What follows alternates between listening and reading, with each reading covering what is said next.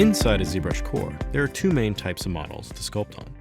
You have SubDivision models and you have DynaMesh models. To start off, I just have ZBrushCore loaded up, and I have two dogs here in the scene. The blue dog is a subdivided model.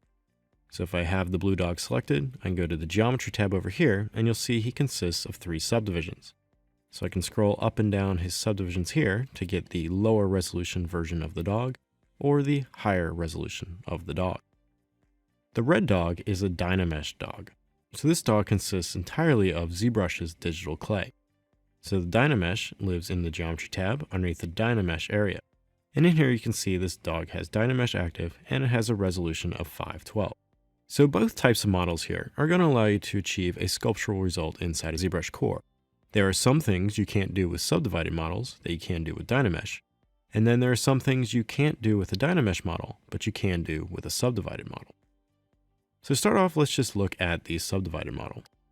So let's say with the dog here, I want to start pulling some shapes off the back of the model here.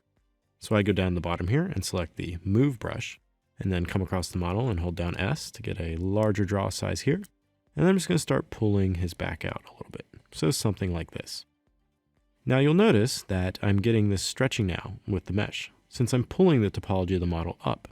So if I was to come back through on the blue dog here and select the Clay Tubes brush, select a small draw size here, and then sculpt from the dog's neck to the back here, you're going to see that stroke is going to depreciate. And this is because when I started pulling the surface of this model out, I've stretched the polygons that make up the model.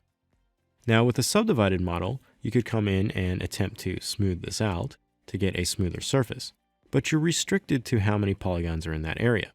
So you could come to the Geometry tab and divide this up again to increase the resolution of your mesh.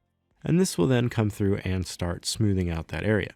However, when you do this, you're going to increase your polygon count. So if you start making large changes to a subdivided model, you're going to have to divide the model quite a bit to increase the topology in those areas to allow you to sculpt.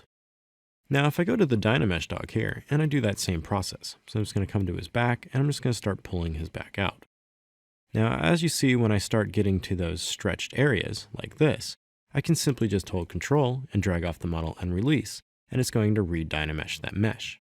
And this is now going to give me even topology across that surface. So I could come in with a small draw size, the smooth brush, and the clay buildup brush, and get a consistent stroke all the way. So DynaMesh's main function is to generate forms and silhouettes on your model.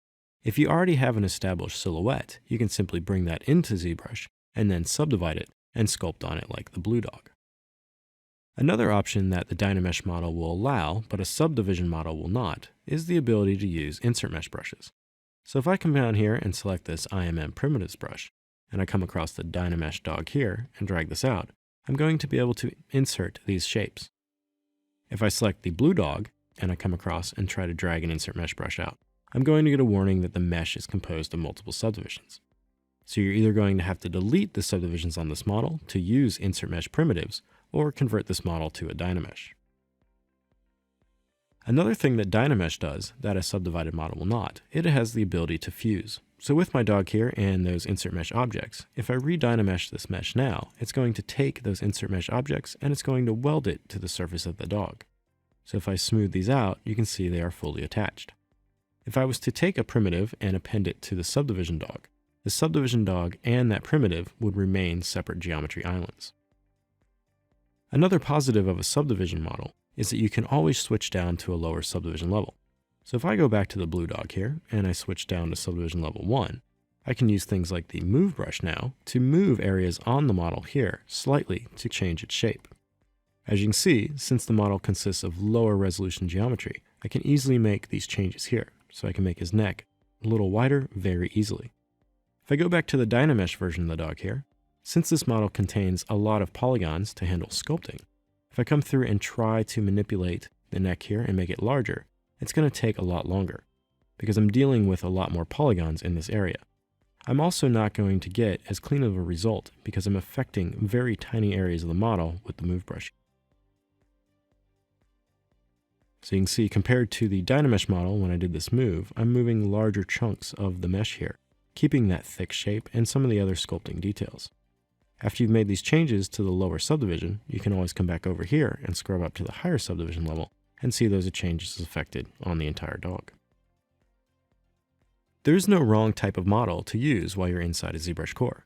The general principle is that if you want to establish a silhouette or a form on your mesh, you would start by using DynaMesh. After you have your DynaMesh model built out to a certain form, you can then convert it to a subdivision model to allow you to further divide it up to add sculptural details, and this will allow you that flexibility of going back down to a lower subdivision to change shapes in certain areas. So experiment with both types of models inside of ZBrushCore to find out which type fits your workflow.